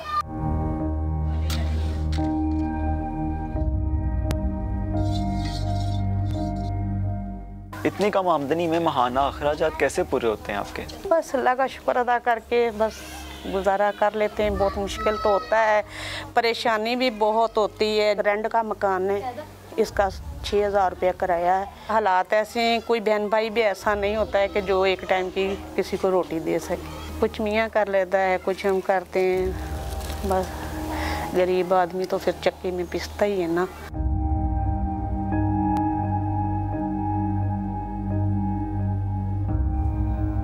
एक और खबर हमारे पास फैसलाबाद से, मेडिकल के शोबे में इनकलाब आ रहा है। फैसलाबाद से खबर यह है कि पहली बार सुनने और बोलने की जो सलाहियत है उससे महरूम बच्चों को कॉकलियर इम्प्लांट लगाया गया है। वो बोल सकते हैं, वो सुन सकते हैं। ज़ाहिर है जब सुनेंगे तो ही बोल पाएंगे। ये नई टेक्नोलॉजी 5 साल से कम उम्र बच्चों के लिए ज़्यादा कारआमद साबित हो रही है। इस खबर से मुतालिक हमने पहले भी बात की थी, क्योंकि पाकिस्तान बैतुल माल बहुत सपोर्ट कर रहे हैं। कॉकलियर इम्प्लांट को मुख्तलिफ शहरों में मुख्तलिफ हॉस्पिटल के साथ मिलकर काम किया जा रहा है। अब चूँकि फैसलाबाद से खबर आई है तो शाहीन शहजादी ने रिपोर्ट तैयार की, आपको दिखाते हैं। लगते जिगर की आवाज़ अब समातों में रस घोलेगी। 5 साल बाद सफिया बीबी कुव्वते गोयाई और समाज से महरूम अपने बेटे अब्दुल्ला को सुनते और बोलते देखेगी। फैसलाबाद चिल्ड्रन अस्पताल में डॉक्टर्स ने ऑपरेशन करके अब्दुल्ला के कान में ऐसा आला नस्ब कर दिया जिससे वो सुन और बोल पाएगा। परेशानी तो थी, ये बाय बर्थ ही था, इसके साथ प्रॉब्लम, और हम लोग एफर्ट भी कर रहे थे। बहुत ज़्यादा खुशी है इस बात की कि अब मेरा बेटा ज़रूर सुनेगा इंशाल्लाह। डॉक्टर्स कहते हैं कोक्लियर इम्प्लांट 5 साल से कम उम्र बच्चों के लिए ज़्यादा कारआमद साबित होता है। ये एक इम्प्लांट होता है जिसको कान के अंदर ऑपरेशन के ज़रिए कम से कम ये 2 घंटे का ऑपरेशन होता है, उसमें ये अंदर रख दिया जाता है, जिसकी ना आहिस्ता आहिस्ता बच्चे को ये स्टेप वाइज पहले छोटी आवाज़ें आती हैं, फिर ज़्यादा आती हैं। 4 साढ़े 4 माह लगते हैं कि बच्चा पूरी तरह सुन भी सकता है और बोल भी सकता है। अस्पताल इंसामिया के मुताबिक इम्प्लांट की कीमत तकरीबन 13 लाख है, जबकि अस्पताल में सर्जरी बिल्कुल मुफ्त होगी। बोलने और सुनने की कुव्वत से महरूम बच्चे अब जिंदगी का लुत्फ उठा सकेंगे। डॉक्टर्स कहते हैं कान में नस्ब किए जाने वाला आला इनकी सारी महरूमियाँ समेट लेगा। कैमरामैन हैदर अली के साथ शाहीन शहजादी, समा, फैसलाबाद। कोरोना वायरस के बाद मैदान आबाद हुए तो ख्वाजा सरा भी किसी से पीछे ना रहे। यस, वो जो है ना खेल कूद में बड़े आगे हमें नज़र आ रहे हैं। क्रिकेट खेली, रस्साकशी, साइकिलिंग, खूब जौहर उन्होंने दिखाए। मुख्तलिफ गेम्स खेली गई। पेशावर के 50 से ज़ायद ख्वाजा सराओं ने इसमें हिस्सा लिया और जब मुकाबले के फातेह ख्वाजा सरा थे, इन्होंने ढोल की थाप पर जश्न मनाया और इसके बाद ट्रॉफीज़, मेडल्स, नक़द इनामात ये तकसीम किए गए। बड़ा खूबसूरत सा इवेंट था और ये ज़ाहिर है सेहतमंद सरगर्मियाँ। इस पर मज़ीद बात करेंगे। हमें ज्वाइन किया है director general sports Khyber Pakhtunkhwa Asfandyar Khattak साहब ने। सर बहुत शुक्रिया आपके वक्त का। सर प्लीज़ सबसे पहले बताइएगा, टूर्नामेंट में जो शरीक ख्वाजा सरा थे, इनके जज्बे से मुतालिक मुझे बताएं, इवेंट कितना अच्छा रहा ये बताएं। बिस्मिल्लाहिर्रहमानिर्रहीम। चूँकि ये एक पहला ही इवेंट था इस नेचर का जिसमें हमने ट्रांसजेंडर्स इंगेज किया, तो जज्बात उनके बहुत ही पॉजिटिव, बहुत ही एनर्जेटिक, बड़े अच्छे तरीके से उन्होंने इस इवेंट को एज ए स्पोर्ट्स इवेंट लिया। उन्होंने एंजॉय किया। ज़बरदस्त किस्म के कंपटीशंस देखने को मिले और उनमें से जो वो उसको ब्रांड कर रहे थे वो ये समझ रहे थे कि जैसे ये उनके लिए किसी ईद से कम मौका नहीं था। तो ज़बरदस्त किस्म के जज्बात थे उनके, उन्होंने बहुत पॉजिटिव लिया और उससे सबसे बढ़कर ये कि सोसाइटी ने भी उसको बहुत पॉजिटिव इवेंट लिया। ठीक, असफन साहब, हम देख रहे हैं कि बहुत सारे खेल हैं जो कि यहाँ पे खेले जा रहे हैं, लेकिन क्रिकेट का पाकिस्तान दीवाना है। पाकिस्तानी ज़्यादातर क्रिकेट को देखते हैं, ज़्यादातर क्रिकेट खेलना पसंद करते हैं। तो क्या क्रिकेट मैच के दौरान यहाँ कोई ऐसा खिलाड़ी आपको नज़र आया जो कि आपके ख्याल में एक बड़े लेवल पर उसे खेलना चाहिए? ये एक बहुत छोटे लेवल का टूर्नामेंट था। इसमें टैप बॉल से खेला गया, चूँकि ज़्यादातर ख्वाजा सरा जो हैं हमारे पूरे सूबे से इसमें पार्टिसिपेट नहीं किया। तो हम समझते हैं कि चूँकि ये बारिश का एक पहला खतरा था, जिस तरह इस इवेंट का मयार आगे बढ़ता जाएगा और इस इवेंट में पार्टिसिपेशन बढ़ती जाएगी, तो हम इसको फिर as a talent hunt activity भी देखेंगे। और अगर इसमें किसी भी गेम में कोई प्लेयर सामने आता है, उसमें टैलेंट नज़र आता है, तो हम उसको इंशाल्लाह अपनी केपीटी में ज़रूर शामिल करेंगे। सर, दीगर शहरों में भी ऐसे इवेंट्स कराने का प्लान मौजूद है पेशावर के बाद? बिल्कुल, ये चूँकि बिल्कुल तजुर्बाती बुनियाद पे था। हम ये चाहते हैं कि स्पोर्ट्स फॉर ऑल हो। सारे सेगमेंट ऑफ सोसाइटीज़ को हम स्पोर्ट्स की फैसिलिटीज़ और स्पोर्ट्स के प्रोग्राम में शामिल करें।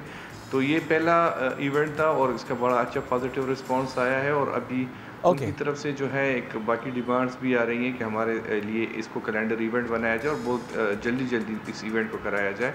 तो इंशाल्लाह अगले साल हुकूमत इस पर सोच रही है कि हम इसको सूबे की सतह पे करवाएं और एक बहुत बड़ा इवेंट करवाएं।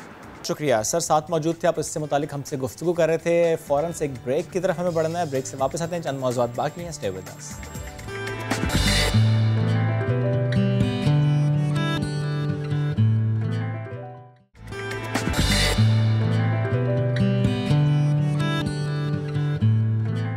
मेहनत करने के मौके उन्हें फ़राहम नहीं किए जा रहे, और इसमें अगर हम उन शहरों की बात कर लें और स्पेशली अगर हम उस सूबे की बात कर लें जहाँ मौके सबसे कम है, तो आप भी समझ गए होंगे कि मैं जिक्र कर रहा हूँ बलूचिस्तान का। और बलूचिस्तान का शहर ज़ियारत, किला सैफुल्ला, अगर वहाँ के हम नौजवानों की बात करें तो पाकिस्तान भर के नौजवान दे आर वेरी टैलेंटेड। लेकिन अगर हम बलूचिस्तान की बात भी करें तो बहुत टैलेंट है यहाँ पर, और अक्सर वहाँ के टैलेंट आपके सामने लेकर भी आते हैं।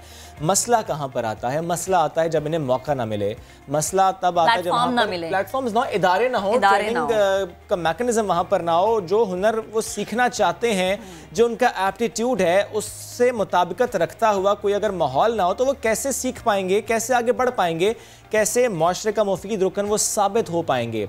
इस सिलसिले में अब क्या हो रहा है? पाकिस्तान पॉवर्टी एवेल्यूएशन फ़ंड और सती फाउंडेशन ने इस बारे में काम की। यूथ रिवाइटलाइजेशन प्रोजेक्ट के नाम से कुछ किया जा रहा है। उसका मकसद ये है कि नौजवानों को हुनर दिया जाए। 220 के करीब लड़के लड़कियां बाकायदा यहाँ पर काम कर रहे हैं। क्या कुछ सिखाया जा रहा है इनको? ये प्रोजेक्ट है क्या? इसका आगाज़ कब हुआ? इससे कितना फ़ायदा होगा? और जो सीख रहे हैं वो इस हवाले से क्या राय रखते हैं? उनकी ज़िंदगी में कितनी तब्दीली आई है? इस प्रोजेक्ट से मुतालिक बात करेंगे। मैं ज्वाइन किया senior GM PPF Tahir Malik साहब ने। Good morning sir. Thank you. And we have Aminullah and Hadiqa, नौजवान जो सीख रहे हैं, आपको वेलकम करते हैं। सर, स्टार्टिंग फ्रॉम यूथ, थोड़ा सा मुझे इस प्रोजेक्ट से मुतालिक प्लीज़ बताइएगा, इस इनिशिएटिव कब लिया गया इसका? थैंक यू सो मच जी। जैसा कि आपने जिक्र किया, मेरा नाम ताहिर मलिक है और basically Pakistan poverty alleviation through out Pakistan different rural areas में डेवलपमेंट का काम कर रहा है। इस हवाले से अगर हम कहेंगे तो हमारे पास 130 अजला हैं जिसमें मुख्तलिफ़ तरह के डेवलपमेंट के प्रोग्राम चल रहे हैं। लास्ट ईयर इसी तरह का एक इनिशिएटिव हमने बलूचिस्तान में लिया, जिसमें हमने यूथ, हमारा हमेशा इंक्लूसिव डेवलपमेंट के हवाले से फोकस रहा है, वो यूथ एंड ख़वातीन, तो इनको हम हमेशा फोकस करते हैं। तो इस हवाले से हमारे पास जो डोनर थे सिटी फाउंडेशन, और वहाँ पे एक लोकल पार्टनर को हमने सेलेक्ट किया, BRSP Balochistan rural support programme, और उनके ताउन से ये हमने स्किल डेवलपमेंट प्रोग्राम का इनेकाद किया, जो बलूचिस्तान के 2 अजला में था, जिसमें किला सैफुल्ला और ज़ियारत है। इसमें ख़ास तौर पे सबसे स्पेशलिटी ये थी कि हमने सबसे पहले इसमें मार्केट सिचुएशनल एनालिसिस किया और gap analysis, demand and supply देखी कि वहाँ पे कौन से हुनर ऐसे हैं जिनकी डिमांड है, और वहाँ पे कौन से ऐसे यूथ हैं जो कि किसी न किसी वजह से अपनी तालीम जारी नहीं रख सके हैं और आगे वो आना चाहते हैं, और उनको अगर हुनर मिल जाए तो वो अपनी रोज़गार में भी इजाफा कर सकते हैं। तो ये इस प्रोजेक्ट का मकसद था। इसकी रोशनी में हमने वहाँ पे तकरीबन 300 के करीब 150 लड़कियाँ और 150 लड़कियों का इंतखाब किया थ्रू आवर लोकल पार्टनर। और इसमें 5 ट्रेड्स में उनको जब हमने मार्केट सिचुएशन एनालिसिस किया तो हमें पता चला कि वहाँ पे डिमांड जो है 5 ट्रेड्स की है, जिसमें ख़वातीन के हवाले से ब्यूटिशियन और फैशन डिज़ाइनिंग का कॉन्सेप्ट था कि जी हमें जदीद डिज़ाइन के कपड़े सिखाए जाएँ और हमें हमारा हक बनता है कि जी हम भी खूबसूरत नजर आए। और बिल्कुल हक है, हर औरत का हक है खूबसूरत नजर आना। शेब आप जेलस ना हो। खैर ताहिर साहब, एक और चीज़ मैं आपसे पूछूंगी, बलूचिस्तान जैसी जगह को आपने सेलेक्ट किया, यकीनन बहुत सारे चैलेंजेस आपको फेस करना पड़े होंगे, प्लीज़ ज़रा बताइएगा। हाँ, चैलेंज इसलिए हमें फील नहीं होते क्योंकि वहाँ पे हमारे लोकल पार्टनर मौजूद हैं और पीपीएफ काफ़ी अरसे से काम कर रहा है और जहाँ हम पेनिट्रेट जब करते हैं तो लोकल कम्युनिटीज़ के ज़रिए करते हैं। तो हमारा जो कम्युनिटी डेवलपमेंट कॉन्सेप्ट है उसके ज़रिए हम सिलेक्शन भी करवाते हैं और उन तक एक्सेस भी करते हैं और उसमें हम जब इंक्लूसिव डेवलपमेंट की बात करते हैं तो हम सबको शामिल करते हैं। तो तब हमें कोई इतनी मुश्किल पेश नहीं आती। ऑफ कोर्स चैलेंज है कि स्कैटर्ड है, लैक ऑफ एजुकेशन है, लेकिन हमें माशाल्लाह इस प्रोजेक्ट को सक्सेसफुली कंप्लीट करते हुए कोई खास दुश्वारी पेश नहीं। मर्दों का इंटरेस्ट किस चीज़ की तरफ था, क्या सीखना चाह रहे थे? वो मोबाइल रिपेयरिंग का जी। देखा और खूबसूरती, मर्द मोबाइल रिपेयरिंग और सबसे उस मोबाइल से तस्वीरें खींचनी है ना आपकी। और सबसे बड़ी बात आपको बताते चलेंगे क्योंकि वहाँ के लोगों को डोमेस्टिक कुकिंग का बहुत शौक था और बच्चों ने डोमेस्टिक कुकिंग खास तौर पे हमने फिर पाकिस्तान के best institutes like Hashoo foundation को हायर किया। उन्होंने इन बच्चों को 2-3 महीने के लिए अपने साथ अटैचमेंट पे रखा, इनको डोमेस्टिक फिनिशिंग क्लासेस सिखाई, डोमेस्टिक कुकिंग का कॉन्सेप्ट दिया और तब इन्होंने जाके अपने इलाकों में ना सिर्फ अभी अपने बिजनेस स्टैब्लिश कर बल्कि मोस्ट ऑफ द देम के फिर हमने इनका ये भी किया कि ट्रेनिंग के बाद ये लोग ख़ास तौर पे अटैचमेंट पे भी एम्प्लॉयर कंपनीज के साथ रहे। ठीक है, तो आपकी जो मेहनत है वो इन पे नजर भी आ रही, तो इनसे हम बात हैं। हमारे साथ दो, जैसा मैंने पहले कहा, Aminullah and Hadiqa Babar is with us. Hadiqa, आपसे गुफ्तगू का आगाज़ करते हैं, थोड़ा सा मुझे बताएं इस प्रोजेक्ट से मुतालिक कब आपको मालूम हुआ, आप एनरोल हुई, आपने क्या सीखा, सीखने के बाद फिर क्या किया? अस्सलाम वालेकुम, मेरा नाम हदीका है और मैं मुस्लिम बाग की लोकल हूँ। जैसे कि BRSP और PFP ने ये जो प्रोजेक्ट था हमें दिया और इसमें 2000 से ये स्टार्ट हुआ। हम लोग, हमारा मुस्लिम बाग का एक कॉलेज है, वहाँ पर इसका पता चला न्यू जनरेशन को कि यहाँ पे ये ट्रेनिंग्स हो रही। पहले क्योंकि मुस्लिम बाग में ऐसी कोई ट्रेनिंग्स नहीं थी ना, तो जैसे हमें ये पता चला कि ये ट्रेनिंग्स हो रही हैं तो हम लोगों ने यहाँ पे एडमिशन लेने स्टार्ट किए। वहाँ पे एज अ मैंने ब्यूटिशियन कोर्स किया है और ख्वाहिश भी ब्यूटिशियन बनने की थी लेकिन अपॉर्चुनिटी नहीं थी। अच्छा अदीका, मुझे ये बताएं, आपके जो इलाके की दीगर ख़ातीन हैं उनकी क्या ख्वाहिश है, वो क्या सोच रखती हैं? अगर आप तब्दीली की सोच रख रही हैं तो वो फिर किस तरह से, इसके बारे में भी कुछ सोचा? हमारी जो इलाके की ख़वातीन है वो आगे जाना चाहती, पर उनके पास इतनी सपोर्ट नहीं है कि वो आगे जाए। पर जब BRSP और PPF वालों ने हमें ये प्रोजेक्ट दिया और यहाँ के एडमिशन स्टार्ट हुए तो बहुत सी ख़वातीन ने वहाँ पे हिस्सा लिया और आज वो अपने घर में कमाई का ज़रिया इंडिपेंडेंट हो गई हैं आज। ज़बरदस्त। अमीनुल्लाह, वालेकुम सलाम, कैसे हैं आप? अल्हम्दुलिल्लाह। कहाँ से ताल्लुक आपका? माय नेम इज़ अमीनुल्लाह, मैं बलूचिस्तान ज़ियारत से हूँ, वहाँ की लोकल हूँ। मैं BRSP वालों, जब BRSP वालों का टेक्निकल सेंटर था मैंने वहाँ पे एडमिशन लिया था। फिर हमने वहाँ पे मोबाइल रिपेयरिंग के लिए वहाँ पे एडमिशन किया था। हमने वहाँ से तकरीबन 2 महीने कोर्स किए थे। 2 महीने का कोर्स? 2 महीने सीख गए थे 2 महीने? 2 महीने थे। उससे पहले वैसे क्या करते थे आप? वैसे पहले कुछ भी नहीं था, हम सिर्फ स्टडी कर रहा था और कुछ नहीं थे। फिर जब हमको पता मिला कि वहाँ पे TTC में ट्रेनिंग हो रही है, हम वहाँ पे गए थे। वहाँ पे 2 महीने का ट्रेनिंग हमने वहाँ से हासिल किए मोबाइल रिपेयरिंग का। मुझे पहले भी उनका शौक़ था मोबाइल रिपेयर करने का। फिर हमने वहाँ से 2 महीने का ट्रेनिंग किए। अभी मेरा अपना शॉप मैंने निकाला है। अपनी शॉप बना ली वहीं पर? नहीं, हम फिर ज़ियारत गए थे। पहले TTC तो क्वेटा में, हम पहले ज़ियारत में गए थे, वहाँ पे मैंने अपना शॉप निकाला था। वहाँ से रिपेयरिंग का काम शुरू किया। शुएब आएगा आपके पास ना रिपेयरिंग अपना मोबाइल करवाने के लिए। अच्छा इतना ये मुझे बताएं कि आप जब अब तो माशाल्लाह से दुकान है ना पूरी एक, तो इन्होंने आपकी स्किल्स को पॉलिश किया तो कितनी आमदन हो जाती है, कितना कमा लेते हैं आप? तकरीबन महीने का 18,000 बनती है। महीने का? 18,000। माशाल्लाह, पहले कुछ भी नहीं थे। पहले कुछ भी नहीं था। पहले कुछ ना हो फिर 18,000 कमाएं तो इट्स वेरी गुड। हदीका, मुझे अपने बारे में तो आप बता रही थी, मैं जिस तरह महक ने भी पूछा, दीगर जो ख़वातीन है, सिचुएशन पिछले 5, 10, 15 सालों में बलूचिस्तान की, स्पेशली आपके इलाके की, कितनी बदल रही है ख़वातीन के हवाले से? उनको जो माहौल फ़राहम किया जा रहा है, जो फैमिली की सपोर्ट है, आगे बढ़ने के मौक़े हैं, अगर वहाँ पर ना हो, किसी और शहर में जाना हो, सिचुएशन अब बेहतर हो रही है आहिस्ता आहिस्ता? जी काफ़ी बेहतर हो रही है वहाँ की सिचुएशन। जैसे जैसे वो लोग जैसे उनको सपोर्ट मिल रही है वो आगे तरक्की की तरफ जा रही है। और जैसे कि ये ब्यूटिशियन का कोर्स हुआ, फैशन डिज़ाइनिंग का हुआ, उसके थ्रू उन लोगों ने बहुत सा इनकम में इजाफा किया। ये ब्यूटिशियन का कोर्स करने के बाद जब आपने अपना काम स्टार्ट किया, आपको लगता है इसमें बहुत स्कोप है? जी वहाँ पर स्कोप है इसका? काफ़ी स्कोप है, क्योंकि वहाँ पे ऐसे कोई मतलब ब्यूटिशियंस वगैरह पहले नहीं थे नहीं थे। अब आगे अब धुलने बनाने में उनको तैयार करने में आसानी होगी। अच्छा, इसके अलावा और क्या शौक है वहाँ की ख़वातीन के कि भाई हम ये भी सीखना चाहते हैं, हम ये भी करना चाहते हैं? उनके फैशन डिज़ाइनिंग का है, फिर ज्वेलरी बनाने का, कुकिंग करने का काफ़ी शौक है। काफ़ी शौक है और ये सब स्किल्स अब पॉलिश हो रही है थ्रू इनके। जी इनकी और आपके साथ साथ आपकी दीगर दोस्तें भी हैं जो कि इस तरह से ट्रेनिंग ले रही हैं और काम सीख रही हैं। ये स्पेशली आपको देखने के बाद? आपको देखने के बाद कोई आया है? के बाद उन्होंने अभी तो फिर आगे आगे वो लोग भी कर रहे हैं। तो ये है कि मतलब जैसे ही ये NGO खुला उसके बाद उन्होंने इसमें पार्टिसिपेट किया। आज वो अपने घर में बिजनेस स्टार्ट करके बैठे हो। जैसे कि आप बिजनेस की बात करें, कमाई की, अब खातीन भी किसी से पीछे नहीं है, वो चाहे कहीं की भी हो। तो आप कितना महीने का कितनी आमदन हो जाती है? मतलब महीने का मैं 15,000 कर लेती हूँ, 15,000 की इनकम पे। पर जैसे इवेंट्स होते हैं, शादियाँ होती हैं तो फिर ज़्यादा। तो अमीन ये तो इवेंट्स और शादी से कमा लेती है, आप तो इवेंट्स और शादियों में नहीं इस तरह से कमा सकते। आप एक्स्ट्रा इनकम कैसे कर लेते हैं, कैसे कमा लेते हैं? जब मोबाइल ज़्यादा ख़राब हो जाएंगे तो ज़्यादा पैसे बता देते हैं। अमीन कभी ये सोचा, अब सीख लिया है लेकिन किसी और जगह पर, किसी और शहर में जहाँ काम ज़्यादा हो वहाँ पर शॉप बनाएं, ऐसा सोचते हैं? कि वहाँ के जनरली नौजवान ये सोचते हैं कि वहाँ से निकलें, किसी और शहर में जाएं और कमाएं कहीं और पे? नहीं, वहाँ रहना प्रेफर करते हैं। वहाँ पे जब हमारा काम जब सही हो जाएंगे फिर वो किसी और के हवाले कर देते, फिर इंशाल्लाह हम बाहर जाएंगे।